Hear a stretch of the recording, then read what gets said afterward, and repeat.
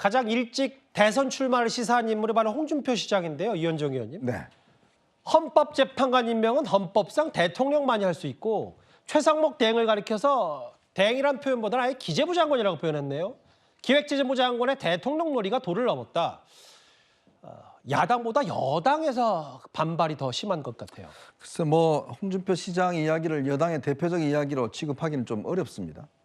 그런데 지금 이 최상목 대행의 일이 대통령 놀이로 보이십니까? 홍준표 시장 눈에는? 지금 이 최상목 대행이 본인이 하고 싶어서 지금 이 일을 하는 겁니까? 자, 대통령이 지금 탄핵 소추가 됐습니다.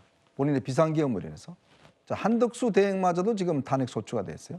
어쩔 수 없이 지금 본인이 직함이 대통령 권한대행, 국무총리 권한대행, 경제부총리, 기재부 장관 이 엄청난 길이에 지금 이걸 하고 있고 또 중앙재난본부 본부장까지 맡고 있습니다.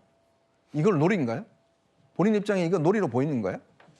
정말 여권의 원로라고 하시는 사람이 이런 지금 사중에 지금 이 업무를 떠안아서 정말 여러 가지 고심이 깊은 최상목 대행에게 격려는 못 해줄 망정 이걸 놀이라고 표현하나요? 지금 재밌나요? 이 자체가? 정말 부적절하다는 말이 생각이 들고 더군다나 그럼 대통령이 유고 상태면 아무것도 할 수 없는 건가요? 그럼 우리 헌법학자들이나 대법원이나 헌법재판소가 임명할 수 있다고 이야기하는 건 무슨 이야기인가요? 그러니까 본인이 어떤 법조인 출신이라고 혼자만의 이야기가 맞다라고 주장하는데 많은 지금 헌법재판소, 대법원 전부 다 임명할 수 있다는 견해를 내고 있지 않습니까? 헌법학자들도 마찬가지고. 그리고 이렇게 지금 국정을 운영하는 사람들한테 본인은 쉬운 노래일지 모르겠지만 지금 국정을 운영한 이 최상목 대행의 지금 이 엄중함은 엄청난 지금 압박감과 스트레스 있습니다. 그 사람에게 놀이라고 쉽게 그렇게 비난하지 마십시오. 최상목 권한대행도요. 오늘 시무식에서 여러 번 공직자의 역할, 공직자의 소임을 역설했습니다. 의미심장하죠. 그런데 최상목 권한대행을 지지하는 공개적으로 지지한 인물이 있습니다. 바로 화면 만나보겠습니다. 정치적 이해관계에 따라 평가는 다르겠지만 최상목 권한대행께서 지난 화요일 대외 신뢰도 하락과 국정 공백 상황을 막기 위해 정치보다는 경제를 고려해서 어렵지만 불가피한 결정을 하셨습니다. 이제는 여야가 국정사령탑이 안정되도록 협력해야 할 때입니다. 바로 한국은행 총재가 이례적으로 이런 얘기를 했어요. 정치보다 경제를 고려해서 불가피한 결정을 한 거다. 최진봉 교수님, 물론 우원식 국회의장도 그렇고 야권에서도 맞득진 않아 합니다. 왜 국회가 임명한 3명 대신 2명만 했냐.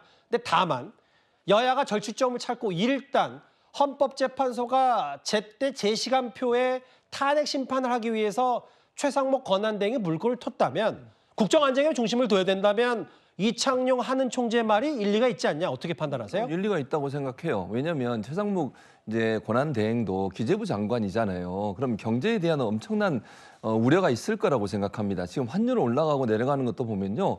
어느 정도 예상 가능한 시나리오 가면 환율이 떨어지고요. 예상 가능한 시나리오가 아니라 상당히 또 혼란이 올 것 같으면 환율이 다시 올라갑니다. 이런 양상은 헌법재판소가 탄핵의 과정을 스무스하게 아주 자연스럽게 잘 진행되고 있을 것이다. 그게 조만간 결정이 날 거라는 기대감이 있으면요. 국제 신인도도 올라갑니다.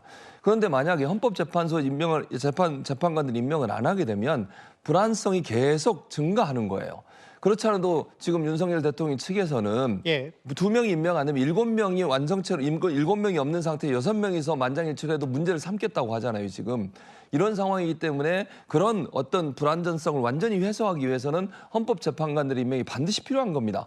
결과에 어떻게 될지 모르잖아요. 파면이 될지 아니면 다시 돌아올지 모르겠는데 이런 상황을 초래하는 것 자체가 우리 국가 신인도나 우리 국가의 경제에 엄청난 피해를 일으키는 겁니다. 지금 보면 환율이 계속 고공행진을 하고 있는 상황인데 하는 총재든 아니면 지금 권한대행이든 이런 점들을 고려한다고 하면 어느 정도 예측 가능한 정도의 시나리오나 시간표가 완성돼야 돼요. 그러기 위해서는 헌재 재판관만은 특검법은 모르겠어요. 그러나 헌재 재판관을 임명하는 건 마저도 못하게 하는 것은요. 우리나라에 대한 불안전성을 계속 높여주는 거예요. 이거를 막겠다고 하는 것에서 공동의 목소리를 낸 것은 저는 경제를 책임지고 있는 두 수장으로서 적절한 메시지를 냈다고 생각합니다.